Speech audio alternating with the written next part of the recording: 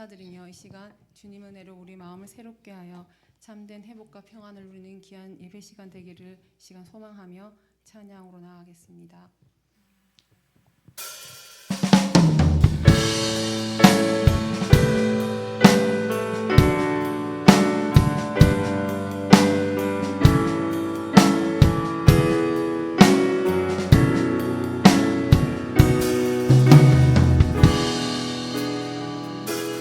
세상을 보니 그들이 증명하는 건 명예와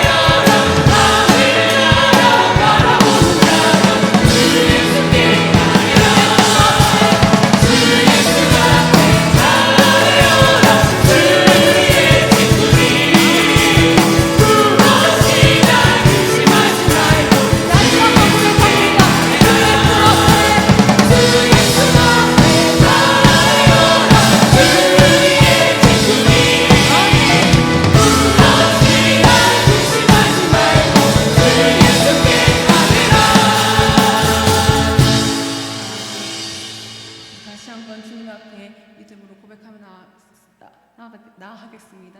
가사에 보면 우린 세상의 빛 모두가 주를 알도록 그런 가사가 있는데 우리 모두가 주님의 빛과 소금이 되었으면 좋겠습니다.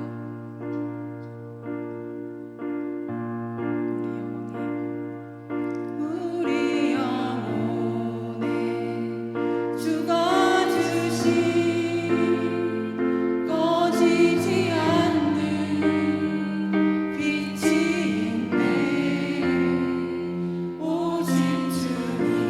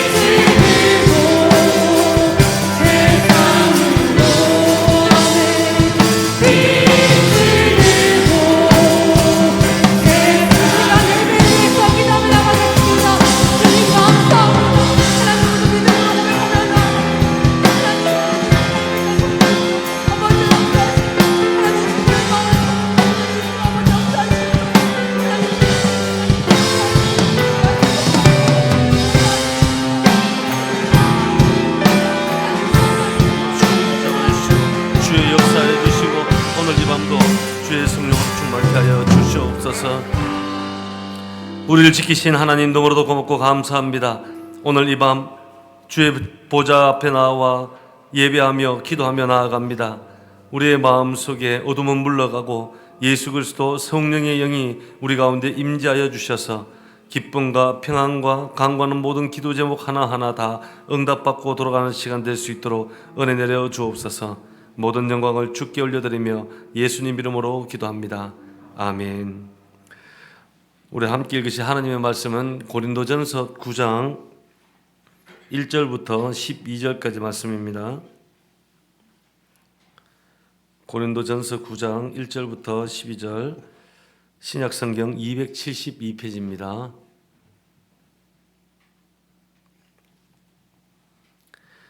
우리 함께 한 목소리로 합독하시겠습니다. 시작. 내가 자유인이 아니냐, 사도가 아니냐, 예수 우리 주를 보지 못하였느냐, 주 안에서 행한 나의 일이 너희가 아니냐. 다른 사람들에게는 내가 사도가 아닐지라도 너희에게는 사도이니 나의 사도됨을 주 안에서 인친 것이 너희라.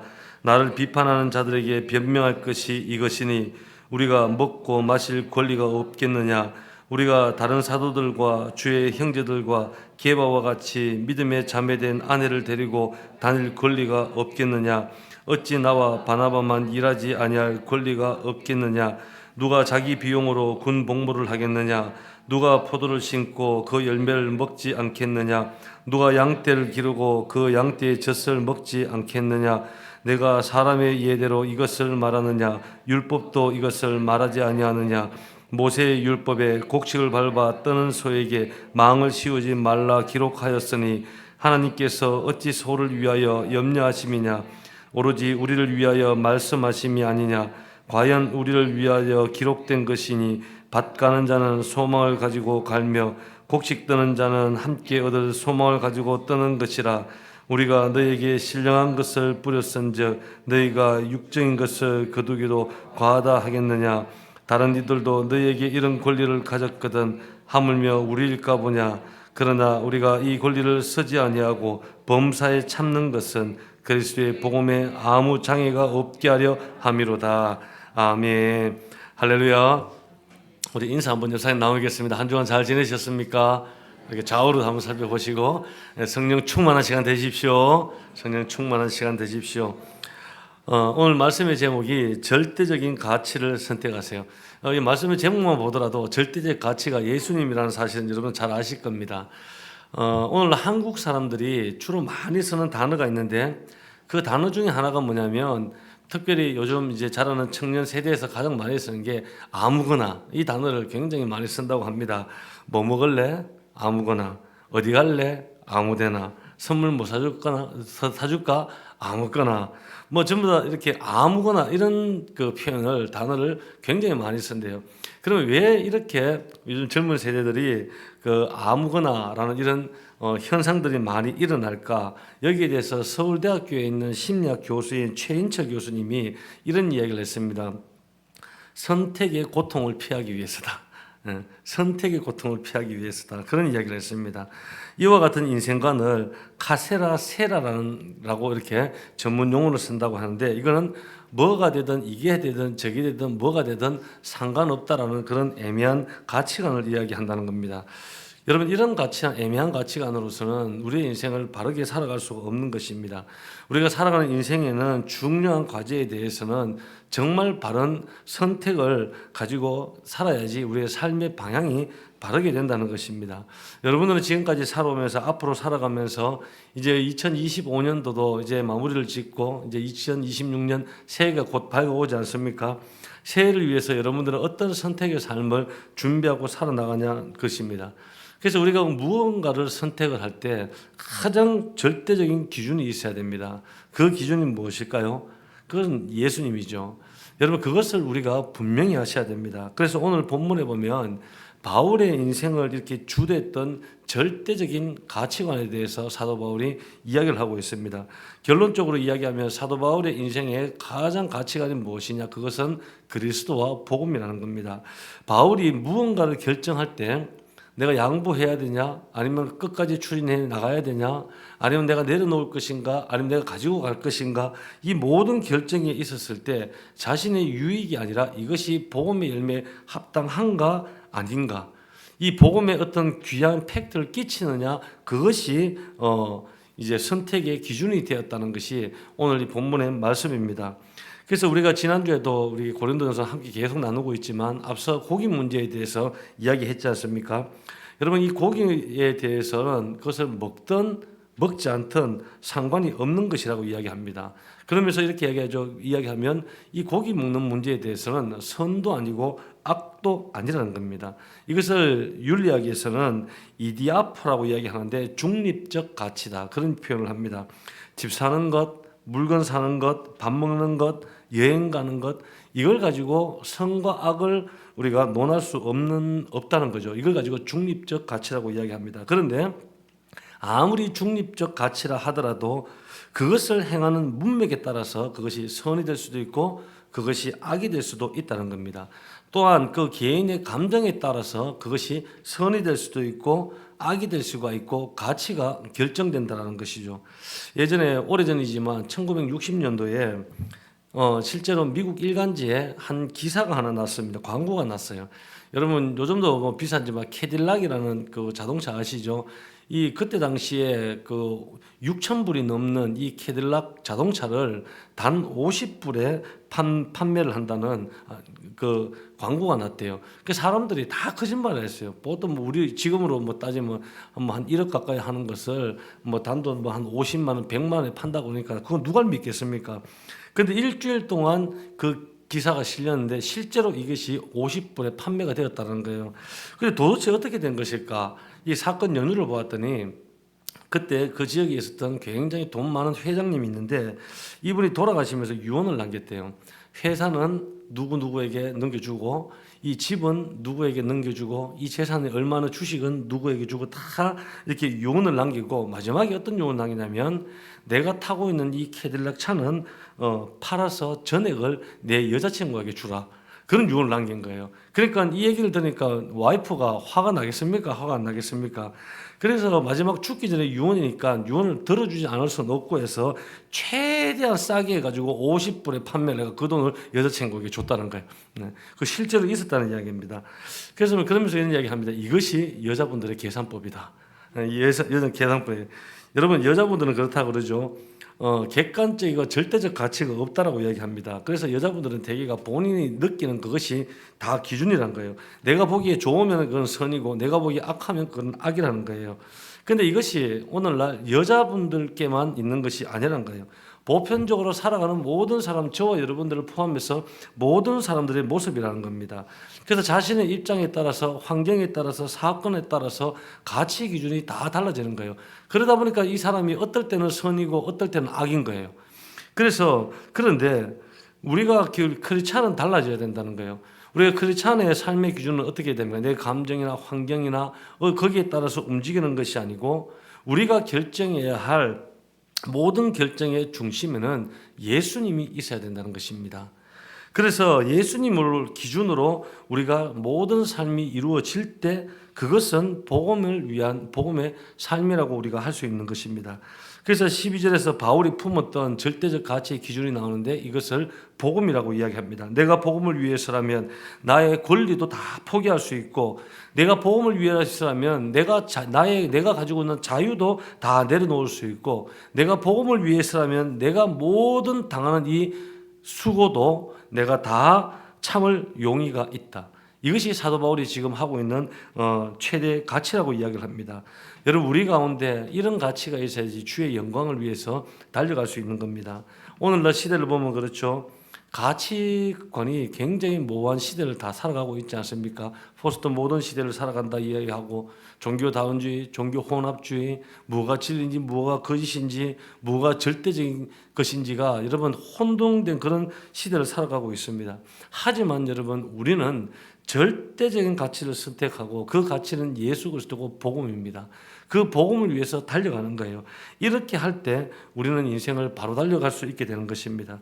그래서 오늘 본문에 우리가 절대적인 가치를 선택할 때 중요한 요소를 사도 바울이 소개를 하고 있는데, 첫 번째는 소명에 대한 확정이 있어야 됩니다. 한번 따라해 주십시오. 소명이 분명해야 된다. 소명이 분명해야 돼요. 여러분, 우리 인생은 그냥 만들어진 것이 아니라, 저와 여러분들은 몇 번 이야기했지만 하나님께서 창조하시고 반드시 계획 가운데 여러분들을 이 땅에 오게 만들어낸 것이에요. 그래서 우리가 이 삶을 분명히 알아야 된다는 겁니다. 우리 1절과 2절을 보면 우리 함께 한번 읽어보겠습니다. 1, 2절 시작. 내가 자유인이 아니냐, 사도가 아니냐, 예수 우리 주를 보지 못하였느냐, 주 안에서 행한 나의 일이 너희가 아니냐. 2절 다른 사람들에게는 내가 사도가 아닐지라도 너희에게는 사도이니 나의 사도됨을 주 안에서 인친 것이 너희라. 아멘. 여러분, 이 말씀이 어떤 내용이냐면, 사도 바울이 사역을 하면서 오랫동안 본인을 굉장히 힘들게 했던 요소가 하나 있습니다. 그것이 뭐냐면 바울이 가지고 있는 사도직에 대한 문제예요. 바울이 과연 사도냐 사도가 아니냐는 거예요. 베드로는 사도입니까 아닙니까? 베드로는 사도죠. 요한은 사도입니까 아닙니까? 이거는 뭐 말할 것도 없습니다. 사도가 되기 위한 충족된 요건이 있어야 되는데, 그거는 뭐냐면 예수님의 12제자 안에 들어와야 돼요. 아니면 예수님을 직접 만나봐야 되는 거예요. 아니면 어떤 복음에 대한 그런 복음 사역의 열매가 있어야 돼요. 이것이 충족이 돼야 되는데, 바울은 예수님의 12제자가 아닙니다. 그리고 예수님께서 공생의 기간 동안에 따라다니면서 말씀을 배웠던 사람도 아니었어요. 그러니까 이들이 항상 공격하는 것이 뭐냐면 사도 바울의 사도직에 대해서 그렇게 공격을 하는 겁니다.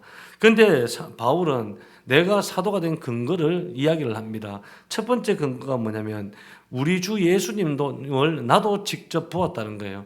공생의 기간 때는 보지 못하고 밖에 있었지 모르지만 바울은 다메섹 도상에서 내가 예수님을 직접 만났고 거기에 대해서 사명을 부음을 받았다는 거예요. 그리고 두 번째는 나에게는 복음의 열매가 있다는 거예요. 오늘 본문 12절에 2절에서 이야기하는 것이 이 사도가 되려면 어떤 복음의 열매가 있어야 되는데, 그 열매가 누구냐? 바로 너희들이라는 거예요. 너희들이 누굽니까? 고린도전서를 받고 있는 고린도 교회 성도들을 이야기합니다. 고린도 교회는 사도 바울이 개척을 했고 사도 바울이 말씀을 가르쳤고 양육했던 그런 교회입니다. 그러니까 너희 성도들 너희들이 나의 열매고 내 사도직을 입증해 줄 수 있는 증거가 된다. 그 말을 하고 있는 겁니다. 다른 사람들은 나에 대해서 사도직에 대해서 왈가왈가 해도 내가 뭐 상관없다. 하지만 너희들은 나의 열매이기 때문에 너희들이 그렇게 말해서는 안 된다라는 이야기를 하고 있는 것입니다. 그것보다도 세 번째로 바울은 더 중요한 것은 나의 사도직은 하나님께서 나에게 주신 것이다라는 것입니다. 이 하나님께서 나에게 이 사도직을 주셨고 세계 선교의 선교사적 사명을 주셨기 때문에 이 사실이 여러분 분명하고 확실했기 때문에 그 사역 기간 동안에 누가 공격해도 사도 바울은 결단코 흔들리지 않고 복음의 사명자로 사는 것이 가능했다는 것입니다. 여러분, 우리의 마음속에 이런 확정이 있길 주의 이름으로 기도합니다. 저와 여러분들은 그저 왔다가 그저 세월만 보내고 나이만 차서 주님 곁으로 그렇게 올라가라고 우리에게 이런 인생을 주신 것이 아닙니다. 우리가 예수 그리스도 안에서 나에게 받은 이 사명을 분명히 할 때 여러분들의 인생이 또 제 인생이 담대한 인생이 되는 줄 믿습니다. 두 번째로는 절대적 가치를 위해서 양보가 필요합니다. 한번 따라해 주십시오. 양보가 필요하다. 오늘 말씀을 보면 사도 바울이 자신이 어떤 누릴 수 있는 권리의 정당성에 대해서 이야기를 합니다. 먼저 4절 말씀을 함께 읽습니다. 시작. 우리가 먹고 마실 권리가 없느냐. 한마디로 이렇게 이야기합니다. 우리는 사역자죠. 그 사도 바울은 사역자입니다. 우리 사역자인 우리가 먹고 마실 그런 권리가 없느냐는 뜻입니다. 그래서 목회자들도 사역자들도 때리면은 아픔도 느끼게 되고 사역자들도 먹고 마시고 입고 할 모든 권리를 다 가지고 있다는 거예요. 예전에 한 자매가 이런 얘기합니다. 자기가 어릴 때 목사님을 보면서 시험에 들고 충격을 받은 적이 있었대요. 뭐 때문에 충격받았냐 그러니까 목사님이 화장실 가는 모습을 보고 충격을 받았대요. 목사님은 화장실도 안 가는 줄 알았대요. 근데 그 모습을 보고 충격받았다 그랬는데, 여러분 목사님들도 다 화장실도 가고 트럼도 하고 방귀도 끼고 다 합니다. 그런 우리가 먹고 마시는 너희들과 똑같은 권리를 가지고 있다는 거예요. 그러면서 5절에서 이렇게 이야기합니다. 5절 함께 있습니다. 시작. 우리가 다른 사도들과 주의 형제들과 게바와 같이 믿음에 자매된 아내를 데리고 다닐 권리가 없겠느냐. 여러분 이 말씀을 보면 그때 당시 풍습을 좀 아셔야 됩니다. 그때 당시에 뭐 바울이라든지 그 베드로라든지 많은 사역자들은 한 곳에 은퇴할 때까지 머물러 있는 것이 아니라 지역을 이렇게 여러 곳을 돌아다니면서 사역했습니다. 그렇게 사역을 하게 되면은 아내가 있고 뭐 바울이야 뭐 평생 뭐 독신으로 살았지만 다른 사역자들은 아내도 있고 자녀들도 많이 있지 않습니까? 그래서 이 부인과 아이들이 함께 같이 다닙니다. 그러면 그때 초대 교회에서는 그 아내가 먹고 입을 것, 자녀들이 있고 먹고 그 교육할 이 모든 것을 초대교회 교회가 다 지원해 주었습니다. 그래서 이 사실을 바울이 지금 밝히고 있는 거죠. 그러면서 6절 말씀을 보면 6절 함께 있습니다. 시작. 어찌 나와 바나바만 일하지 아니할 권리가 없겠느냐. 바울은 여러분 아시는 대로 일을 하면서 이중직 사역을 평생 해왔습니다. 어떤 일을 했습니까? 장막 짓는 일을 했죠. 그것으로 본인의 생계를 이루어 갔습니다. 그래서 바울도 일하지 않고 교회에서 주는 사례만 받으면서 살아갈 권리가 있었어요. 그런데 구약 시대에도 보면 그렇죠. 레위인들은 그 성전을 지키는 일을 했기 때문에 무엇으로 생활을 했냐면 나머지 11지파가 주는 10의 1조를 가지고 모든 레위 지파들은 다 생활을 하도록 그렇게 먹고 살 수 있도록 하나님께서 그런 율법으로 말씀해 주셨죠. 신약 시대에 보더라도 사역자가 생활의 모든 생활비를 이 교회가 다 제공을 해 주었어요. 근데 사도 바울도 이것을 누릴 수 있는 모든 권리가 있었지만 내가 복음의 장애가 되지 않기 위해서 이것을 다 포기했다라는 거예요. 그래서 사도 바울은 교회에서 사례를 받지 않은 걸로 기록이 되어 있어요. 그런데 이 사례를 받지 않은 것에 대해서 비판하는 사람들이 있다는 거예요. 어떻게 비판하냐면 야 사도 바울 봐봐라 그 봐라 네가 사도가 아니니까 사례를 받지 못하는 것 아니냐 그렇게 비판을 하는 거예요. 이런 공격하는 사람들이 어디 있었냐? 바로 이 고린도 교회 안에서 그렇게 공격하는 사람들이 있었다는 겁니다. 노동하면서 이렇게 헌신하면서 사역하는 이 사역자들을 참 존중해 주면 좋을 텐데 오히려 그것을 오해하고 더 아프고 더 공격하고 찌르게 하는 경우가 참 많다는 겁니다. 여러분 제가 얼마 전에 몇 년 전에 국민일보에서 경기도에 있는 한 교회에서 그 담임 목사님, 부목사님, 전도사님을 청빙하는 내용을 보았어요. 저도 좀 아는 교회지만 그 교회에서는 이제 청빙 그 내용에 그 연봉까지 국민일보에 다 기록이 되어 있어요. 담임 목사님 연봉이 그 사택 제공하고 9,500만 원, 그리고 부목사님 연봉이 사택 제공이 7,500만 원, 그리고 전임 전도사 연봉이 4천만 원 이렇게 딱 기록이 되고 나왔어요. 근데 이것을 이게 본 분들은 안 믿는 분들은 되게 이런 얘기를 합니다. 야 목사님들은 다 저렇게 사는 줄 알고 생각을 해요. 여러분 제가 아는 이렇게 많은 목사님들이 있지만 이런 연봉을 받고 살아가시는 분들 진짜 극히 1% 정도 수준밖에 안 됩니다. 나머지 목회자들은 여러분 다 진짜 힘들게 살아가요. 지금 몇 프로 안 되는 인을 가지고 목회자들이 다 그렇게 생각한다고 생각을 하는데 제 주변에 아는 목사님들은 이렇게 목회자들을 보면 오히려 가정 생활이 좀 안 되는 그런 분도 상당히 많습니다. 그 요즘 보면은 4인 가족 생활비가 최소 한 400 정도는 한 달에 월 400은 돼야지 어느 정도 살아갈 수 있다고 하는데 목사님들 중에서 안 되는 분들이 더 많습니다. 그래서 얼마 전에도 근데 이런 부분들을 이해하지 못하고 공격하시는 분들이 상당히 많아요. 얼마 전에 제가 한 몇 주 전에 제 동기 목사님이 한번 보자고 전화가 왔어요. 저하고 친구 목사이기도 한데 저 대명동 그 앞산 밑에 이제 2년 전에 그 청빙을 받아가지고 담임 목사로 있는 분인데 그 교회도 건물도 잘 지어져 있어요. 근데 어려운 문제가 있어서 양 목사 한번 내가 상담 좀 했으면 좋겠다. 뭐 목사가 목사한테 상담을 받냐? 그랬더니 이야기 좀 들어봐달라고. 그래서 만나서 이런저런 뭐 이제 교회 이야기 또 삶의 이야기를 나누면서 지나가면서 이런 얘기 하는 거예요. 양 목사는 한 연봉이 6천만 넘는다면서 그런 얘기를 하는 거예요. 그래서 깜짝 놀랐어요. 6천만 원 넘긴 뭘 6천만 원 넘어. 그래서 얘기했어요. 그러니까 아니 우리 목사님들 사이에 양 목사님 교회는 조그마하지만 그래도 연봉 6천만 원 넘는다고 소문 다 났어. 거짓말하지 마. 그렇게 얘기하는 거예요. 그래서 저는 뭐 왜 그랬을까 생각해 보니까 저는 목사님들 만날 때마다 제가 밥을 다 삽니다. 뭐 전부 다 뭐 눈치 볼 것도 없고 있으면 그냥 제가 다 사. 밥을 많이 사줘서 이런 소문이 났나 싶기도 한데 뭐 그것도 뭐 오해이긴 하지만 대부분 그 이야기들을 많이 들어보면 목회자들이 힘든 가운데 정말 하나님의 사역이라는 그 하나만 가지고 본인 것들을 다 내려놓고 사역하는 경우들이 굉장히 많아요. 근데 그 목사님 같은 경우도 그럼에도 불구하고 이 성도들의 공격들 때문에 좀 힘듦을 많이 겪고 있는데 여러분 사도 바울도 마찬가지라는 겁니다. 사도 바울이 내가 모든 것들을 내가 사례를 받고 내가 누릴 수 있고 내가 먹을 수 있는 내 마음대로 할 수 있는 주장이 있지만 내가 이것이 복음의 장애가 되는 것 같아서 내가 이 모든 것을 다 내려놓는다라고 이야기합니다. 그러면서 두 가지 예를 오늘 본문에서 소개를 합니다. 7절 말씀 일반적인 사람들의 예를 소개해요. 7절 함께 있습니다. 시작. 누가 자기 비용으로 군복무를 하겠느냐? 누가 포도를 심고 그 열매를 먹지 않겠느냐? 누가 양떼를 기르고 그 양떼의 젖을 먹지 않겠느냐? 사도 바울이 한 예를 이야기하는데 군대 가면은 자기가 뭐 먹을 거 챙겨서 먹는 사람이 어디냐? 국가가 군인들에게 다 먹여주고 월급도 다 준다. 이것은 군인에게 때문에 주어지는 혜택을 이야기합니다. 그리고 농부의 경우도 이야기하죠. 본인이 농사를 지었다면 본인이 먹는 것은 지극히 당연한 것이다. 목자인 경우에도 내가 양떼를 길렀다면 양떼의 젖을 먹는 것은 지극히 당연하다는 겁니다. 이것이 일반 세상 사람들도 본인이 수고한 대가에 대해서 정당하게 받아 누린다는 거예요. 그러면서 8절 9절에서 율법의 예를 소개합니다. 8, 9절 우리 함께 있습니다. 시작. 내가 사람의 예대로 이것을 말하느냐?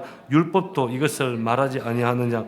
모세의 율법에 곡식을 밟아 떠는 소에게 망을 씌우지 말라 기록하였으니 하나님께서 어찌 소를 위하여 염려하심이냐? 아멘. 보통 때는요 소를 이렇게 밭을 갈 때 입에다가 망을 씌웁니다. 그 떨어진 그 곡식을 먹지 못하도록. 그런데 이 소가 추수기가 딱 다가오면은 곡식을 밟을 때 이 망을 씌우지 말라고 율법에 그렇게 규정이 되어 있습니다. 왜냐하면 이 추수 때는 소도 이 그 곡식을 떨면서 떨어진 곡식을 먹게 하는 하나님의 배려죠. 그래서 소에게도 이런 권리가 있다는 거예요. 그런데 한마디로 이야기하면 이겁니다. 사도 바울이 나에게도 이 모든 권리가 있지만 이 모든 것을 절대적인 가치인 이 복음을 위해서라면 내가 이 모든 것을 다 내려놓을 용의가 있다는 뜻입니다. 여러분 우리가 이 사도 바울의 마음을 잘 보셔야 됩니다. 우리가 받는 것에 대해서는 굉장히 간절하지만 우리가 복음을 위해서 내어드리는 것에 대해서는 우리가 인색할 때가 너무 많다는 것입니다. 그래서 우리 복음을 위해서 바로 살려면 여러분들이 내가 하고 싶은 거 내려놓을 줄도 알아야 됩니다. 내 자존심도 내려놓을 줄 알아야 되는 겁니다. 복음을 위해서 살려면 절대 가치를 위해서 상대적인 가치를 내려놓을 줄 아는 저와 여러분 되길 주의 이름으로 기도합니다. 마지막 세 번째는 인생의 바른 전망이 필요하다는 겁니다. 우리 10절 말씀을 함께 읽습니다. 시작. 오로지 우리를 위하여 말씀하심이 아니냐? 과연 우리를 위하여 기록된 것이 밭 가는 자는 소망을 가지고 갈며 곡식 떠는 자는 함께 얻을 소망을 가지고 떠는 것이다. 아멘. 밭을 가는 사람이나 아니면 곡식을 떠는 자나 다 소망을 가지고 있어야 한다는 겁니다. 추수해서 자신에게 돌아올 소망이 있기 때문에 그것을 바라본다는 겁니다. 여러분 유대인에게 있어서 가장 큰 즐거움이 뭔지 아십니까? 그것은 추수 때가 되어서 추수를 거두어서 그 추수를 나누는 것이 가장 즐거운 때입니다.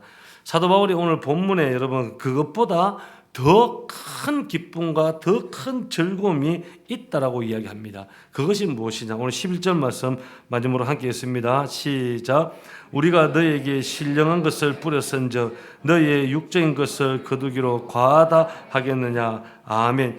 이것은 신령한 복음의 씨앗을 뿌렸을 때 나타나는 성령의 열매를 이야기를 하고 있는 것입니다. 여러분 이것은 우리가 세상에서 뿌리고 거두는 것보다 그 그 상상 이상을 뛰어넘는 최상의 즐거움이라는 것입니다. 우리가 바라보아야 할 것은 성령의 열매를 바라보며 나아가야 됩니다. 이런 복음의 열매를 향해서 우리가 다가가야 됩니다. 이 세상 다 살고 난 이후에 우리가 주님을 만났을 때 잘했다 칭찬받으며 하늘나라의 상급을 위해서 우리는 바라보며 나아가야 되는 것입니다. 우리가 묻습니다. 왜 돈을 버냐? 잘 먹고 잘 살고 편안하고 안정되게 살기 위한 이유 때문에 우리가 돈을 버는 이유라면 그것은 세상의 범주를 우리는 결단코 벗어날 수가 없습니다. 그런데 우리가 만일 돈을 버는 이유가 생명의 열매를 거두기 위해서, 복음의 열매를 거두기 위해서, 하나님의 나라의 비전을 이루기 위해서 우리에게 버는 것이라면 하나님께서는 그 인생 가운데 놀라운 복을 부어줄 수밖에 없다는 것입니다. 그래서 우리의 인생을 어디에 투자하느냐에 따라서 맺혀질 열매가 다른 것입니다. 세상에 여러분 편하게 살려고, 세상에서 우리가 편하게 살려면 그렇게 살아도 상관은 없습니다. 하지만 우리가 이 인생을 다 산 이후에 신령한 열매를 거둘 수 있는 가능성은 거의 없다는 것입니다. 그래서 우리는 쉬운 삶을 추구하는 것이 아니라 하나님께서 기뻐하시는 바르고 좋은 삶을 선택하는 저와 여러분 되길 바라겠습니다. 여러분, 우리는 예수님 그리스도와 항상 연결되어 있어야 됩니다. 예수님과 연결되어 있어야지 우리가 바라보는 전망이 달라지게 되는 것이고 우리가 맺게 될 열매도 바른 열매를 맺게 되는 것입니다. 오늘날 한국 교회를 보더라도 여러분, 많은 성도들 가운데 무리들이 너무나도 많습니다.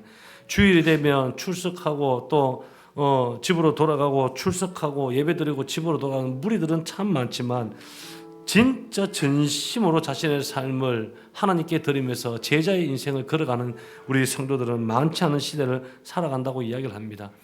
여러분, 우리가 참같이 주님 안으로 들어와서 우리 모두가 주님을 만나고 그분을 위해서 살아가고 투자할 때 우리의 인생이 건강하고 아름다운 인생이 되는 줄 믿으시길 바라겠습니다. 이 시간 우리 한번 찬양 드리고 함께 우리가 기도하는 시간을 가졌으면 좋겠습니다.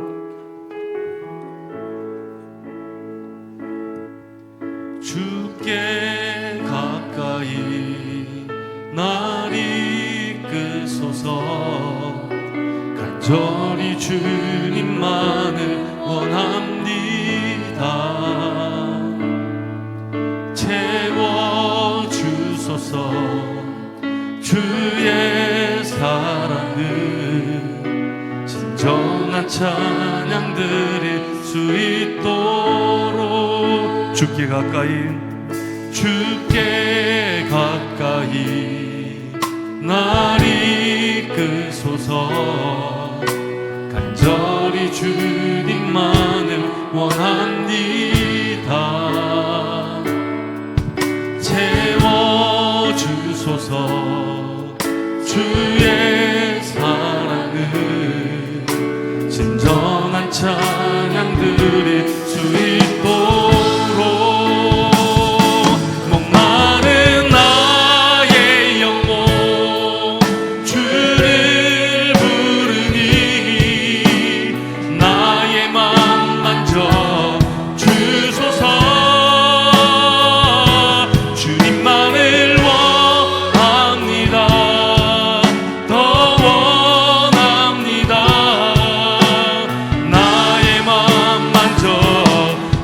다시 한 번 더 주께 가까이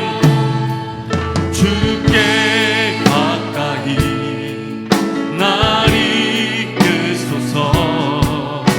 간절히 주님만을 원합니다. 채워주소서. 주의 사랑을 진정한 찬양 드릴 수 있도록 목마른 나의 영혼이 목마른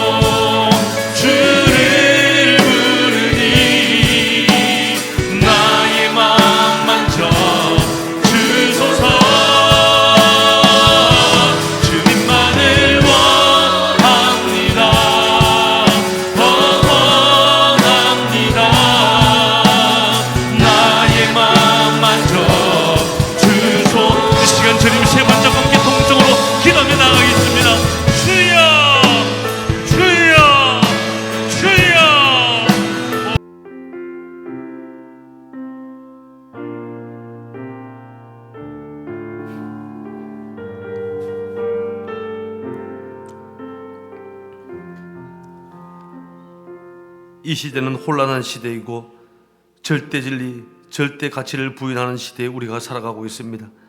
이렇게 살든 저렇게 살든 상관없는 시대지만 성경은 분명히 말씀하고 있습니다. 참된 가치는 예수 그리스도 한 분밖에 없다. 내 인생을 걸고도 아깝지 않는 복음밖에 없음을 우리가 고백하고, 복음 안에 사랑이 있고 복음 안에 기쁨이 있고 복음 안에 행복이 있다는 사실을 우리가 다시 한 번 더 믿고 선포하며 복음으로 돌아가는 우리의 심령 될 수 있도록 은혜 베풀어 주시옵소서. 오늘도 예물로 올려진 손길이 있으며 제목 하나하나 주님 다 들으시고 응답하여 주시고, 급한 기도의 제목은 빨리 응답하시고, 우리가 장차 이루실 하나님의 계획들은 끊임없이 기도하는 믿음을 우리 가운데 허락하여 주시옵소서. 그리하여 마침내 할렐루야 찬송하며 주님으로 인하여 기뻐하는 복된 인생 될 수 있도록 은혜 베풀어 주옵소서. 모든 영광을 주께 올려드리며 예수 그리스도 이름으로 기도합니다. 아멘. 이제는 우리 구주 예수 그리스도의 은혜와 하나님의 지극하신 사랑하심과 성령님의 교통하심이 오늘 이 자리에 예배하는 사랑하는 모든 성도들과 그들의 자녀와 가정과 일터와 직장과 사업장과 이 나라와 민족과 세계 열방에 흩어져 있는 모든 형제 자매와 선교사님들 가운데 이제로부터 영원토록 함께 있을지어다. 아멘.